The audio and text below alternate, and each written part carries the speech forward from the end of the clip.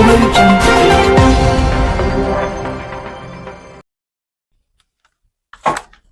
రోజున ముఖ్యంగా నేను మాట్లాడే విషయాలు ఏంటంటే, మాజీ శాసనసభ్యులు బొల్లా బ్రహ్మనాయుడు గారిని నేను 3 ప్రశ్నలు అడగదలుచుకున్నాను. దానికి నేరుగా బ్రహ్మనాయుడు గారినే సమాధానం చెప్పాలని నేను కోరుకుంటున్నాను.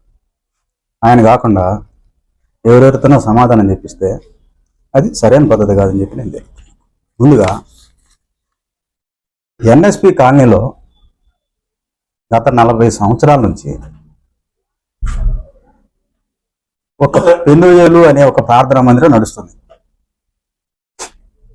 ఆ ప్రార్థనా మందిరాన్ని పెనుయేలు అనే ప్రార్థనా మందిరం ఎన్ఎస్పి కాలనీ ఆ 22 సెంట్లు, 23 ఎకరాలు, 22 ఎకరాల ప్రాంతంలో అన్ని మతాలకు చెందినటువంటి దేవాలయాలు అనేకం ఉన్నాయి.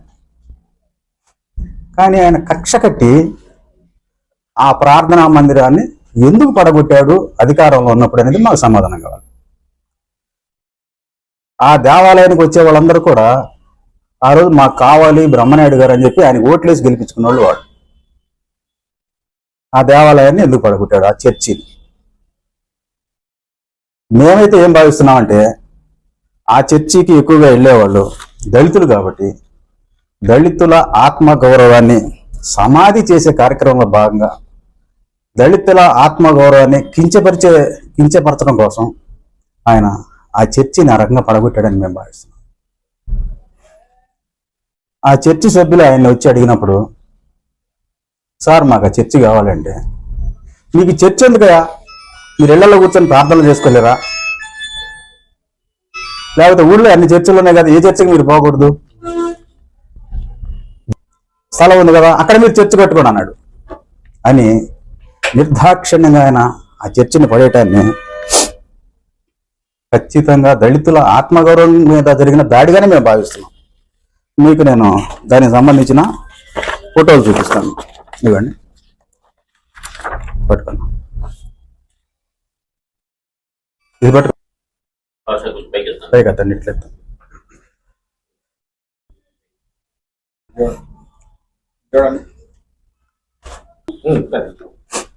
అలాగే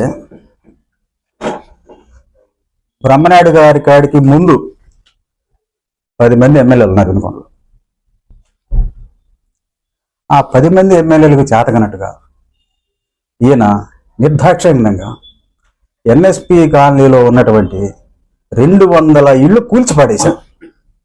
దానికి కారణం కూడా మేము ఎస్సీ, ఎస్టీ, బీసీ మైనారిటీలు ఆ ఇళ్లలో ఉంటున్నారు కాబట్టి ఆ ఇళ్ళు కూల్చేయడని మేము అనుకుంటున్నాం.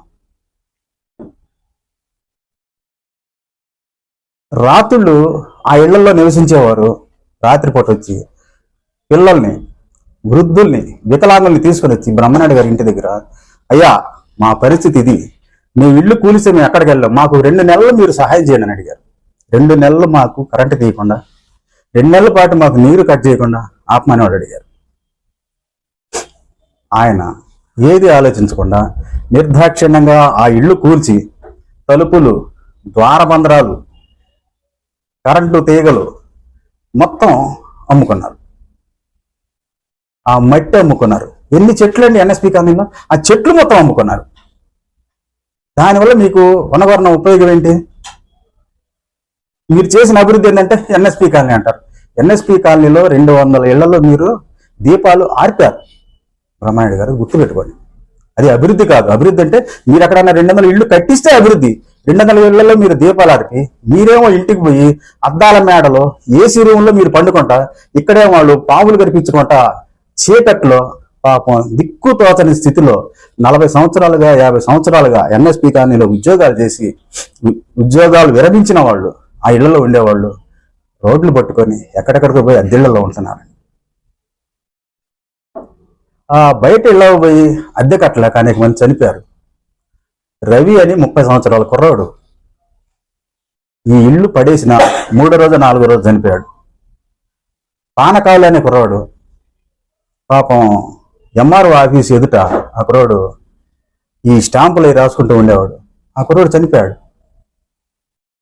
వేరే కారణం ఏమీ లేదు. వీటన్నిటికీ ఒకే ఒక కారణం, ఆ ఎన్ఎస్పీల కాలనీలో వాళ్ళుండే ఇల్లు కూల్చేయటమని అని చెప్పి నేను చెప్తా ఉన్నాను.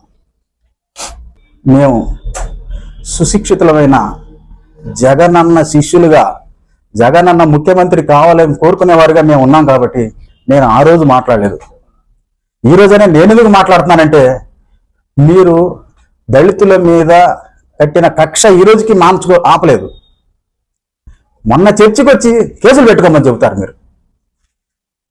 ఒకసారి ముస్లిమ్స్ మధ్య గొడవలు పెట్టారు. ఈ రోజున అన్నదమ్ముల్లా ఉంటున్నటువంటి దళితులకు వచ్చి మీరు చెప్పాల్సింది ఏంటంటే అందరూ కలిసి ఉండమని చెప్పాలి. అసలు చర్చికి వచ్చి శుభాకాంక్షలు చెప్పాలి. మీరు శుభాకాంక్షలు చెప్పకుండా నేను 10 లక్షలు ఇస్తానంటారు. చర్చికి ఏ రోజైనా మీరు ఒక 5,000 రూపాయలు ఇచ్చారా? మీ జేబులో డబ్బులు చెప్పండి. ఇమానుయేల్ తెలుగు బ్యాప్టిస్ట్ చర్చి వినకుండా దానికి ఒక 5,000 రూపాయలు మీరు ఎప్పుడైనా ఇచ్చారా? అటువంటిది మీరు 10 లక్షలు ఇస్తారంటాడు, అతను ఎవరు చప్పట్లు కొడతాడు డిగ్రీ. మీరు 10 లక్షలు ఇవ్వరు, నా చప్పట్లు కొట్టే అతను చప్పట్లు మాత్రమే కొట్టగలడు, అతను ఏమీ చేయలేడు. కాబట్టి బ్రహ్మనాయుడు గారు, నేను చెప్పేది మీకు ఒకటే, దళితుల విషయాలు వదిలేయండి. మీరు దళితుల ఆత్మగౌరవం జోలికి రాకండి. దళితులకి భేషరతుగా క్షమాపణ చెప్పండి. మేము జగనన్న మనుషులుగా మీకు చెప్తున్నాం. జగనన్న ముఖ్యమంత్రి కావాలని కోరుకునేవారుగా మీకు చెబుతున్నాం. చేతి వృత్తులు చేసుకునేవాళ్ళు రోడ్లపైన జీవనం చేసుకుంటున్నారు. సుమారు 100 కుటుంబాల వాళ్ళు రోడ్ల మీద పడ్డారు. లెగిస్తే ఏబిఎం కాంపౌండ్ అంటారు, ఏబిఎం చర్చి అంటారు. ఏబిఎం కాంపౌండ్లో దారా మల్లికార్జున అనే వ్యక్తి చర్చి స్థలంలో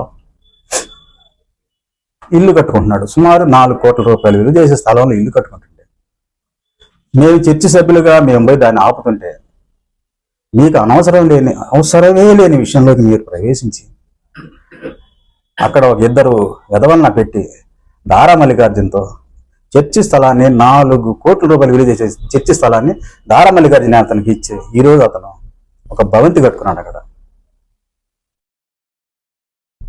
అది మీరు చేసిన పాపం కాదా అని అడుగుతున్నా నేను. అది పూర్తిగా మీరు చేసిన పాపమే అని చెప్తున్నాను. నేను ఎక్కువ మాట్లాడలేదు. మీరు ఇంకొకటి, ఏబిఎం చర్చికి వచ్చి ప్రతి పండక్కి రోత చేసి వెళ్తారు. మేము ప్రజాస్వామ్యబద్ధంగా ఒక ఎన్నిక పెట్టుకుంటున్నాం చర్చి కమిటీ కోసం. ఆ చర్చి కమిటీకి సంబంధించి మీరు ఎంటర్ అయ్యే మధ్యలో మీకు అసలు సంబంధమే లేని విషయంలో, మీకంటే ముందు పనిచేసిన 9 మంది ఎమ్మెల్యేలు ఎవరూ ఎంటర్ కాని విషయంలోకి మీరు ఎంటర్ అయ్యి, మీరు కానీ ఎన్నికలు పెట్టుకుంటే మీ మీద కేసు పెడతానని చెప్పి మా మీద దౌర్జన్యం చేసి ఆ రోజు జరుగుతున్న మా ఎన్నికని ఆపిచ్చారు. దానివల్ల ఏం జరిగిందో తెలుసా అండి? మా చర్చి 2 ముక్కలైంది. ఆ పాపం కూడా ఎవరుకో కదా, ఆ పాపం కూడా మీకే తగులుద్ది. అలాగే జయప్రద బంగాళా గురించి చెబుతారు. జయప్రద బంగాళాలో మేము ముందు మిమ్మల్ని అడిగినప్పుడు, అయ్యా ఏబిఎం స్కూల్ ముందు ఆల్రెడీ మీరు స్టేజీ కట్టుకున్నారు, మీరు అక్కడికి పోయి దాన్ని ఆక్యుపై చేసుకోండి అని మీరు మాకు చెప్పి, జయప్రద బంగాళా జోలికి మీరు ఎవరు వెళ్ళొద్దు అని చెప్పినా మీరు ఆ తర్వాత సుమారు 4-5 లక్షలు మా చర్చి డబ్బుతో అక్కడ సిలువేపించి అన్నీ చేశారు. దానికి కారణం ఏంది? మీకు బేరం కుదరకపోవడం కాదా అని అడుగుతున్నా నేను. ఇవన్నీ ఎందుకు చేశారు? కేవలం దళితులంటే మీకున్న చిన్న చూపు మాత్రమే. మా దళితుల ఆత్మగౌరవాన్ని దెబ్బతీయడం కోసం మాత్రమే మీరు ఈ పనులన్నీ చేశారని చెప్పి నేను స్పష్టంగా చెబుతున్నాను. నేను ఎక్కువ మాట్లాడలేదు, ఈ కొద్దిగా మాట్లాడాను. మీరు ఎన్ఎస్పి కాలనీలో చర్చ ఎందుకు పడేశారో మాకు చెప్పాలి. అలాగే ఎన్ఎస్పి కాలనీ ఎందుకు పడేశారో మాకు చెప్పాలి. అలాగే జయప్రద బంగాళా విషయంలో మీరు చేసిన తప్పులు మాకు చెప్పాలి. చెప్పి నేను దళితులకు సంబంధించినటువంటి ఒక చర్చిని, మీరు క్రైస్తవుల చర్చి అంటున్నారు, అది కేవలం దళితుల చర్చి. అక్కడ ఆ చర్చికి పోయేది దళితులే కాబట్టి మీరు దాన్ని పడగొట్టగలిగారు. మీరు బేషరతుగా దళితులు వెళ్తున్న చర్చిని పడగొట్టాము, నన్ను క్షమించండి అని అడగాలి అని నేను డిమాండ్ చేస్తున్నాను. లేదంటే బ్రహ్మనాయుడు గారు నేను నోరు తెరవాల్సి వస్తుంది, గుర్తుపెట్టుకోండి. ముగిస్తున్నాను.